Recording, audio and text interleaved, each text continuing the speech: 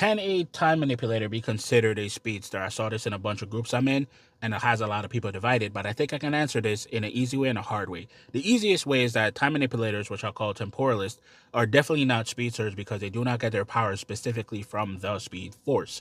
The people that can be considered speedsters will get their power specifically from there and only there. If you notice, somebody like Superman can replicate a lot of the same feats that the speedsters and even temporalists can, but he's not considered either one. He's just Kryptonian.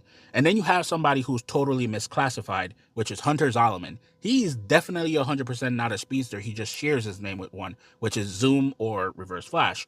But he gets his powers specifically from the Forever Force. And here's where the hard part comes in. So what Zolomon is doing is influencing the time around himself, like he is creating this temporal exosuit, and it allows him to replicate a lot of the speedster's feats that they can normally produce or whatever, except for the fact that he's not influenced by inertia or any type of friction because he's not within that same realm. And then you see somebody like Clockwork from Ben 10 that does exactly the same thing that Hunter Zolomon does, except for on a larger range, and is able to influence other people as well, which Zolomon wish he could do. And then, of course, you have the people that have some type of item where they're able to like press a button and reverse time or slow things down or whatever the case is there. Now, another hard way to explain this is that when you look at speedsters, they influence themselves to speed up or slow down, whereas the temporalists are influencing time, which then influences other things, which is themselves or other people. Now, experimentally, let's say that 1 second equals 1 second universally for as long as it's not being directly influenced by anything else. And then we give everybody a watch and then tell them that they have to do an hour's worth of work in 1 second. The speedsters would essentially speed themselves up and get everything down to their perspective 1 hour, but based on the watch and based on our watch, it would say 1 second because they only sped themselves up.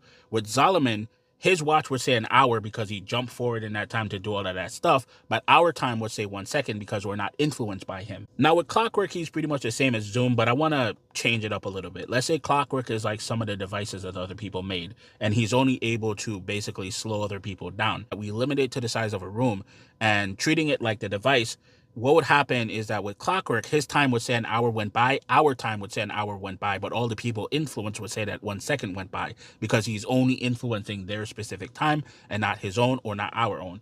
I know Clockwork can influence himself, but I'm just using that example. So it's just, as I said, based off of everything going on there, that's basically what would happen. But I also think a very interesting versus battle would be Hunter Zolomon versus Clockwork, based off of how their powers operate. Because once again, the temporalists influence time, not necessarily the person.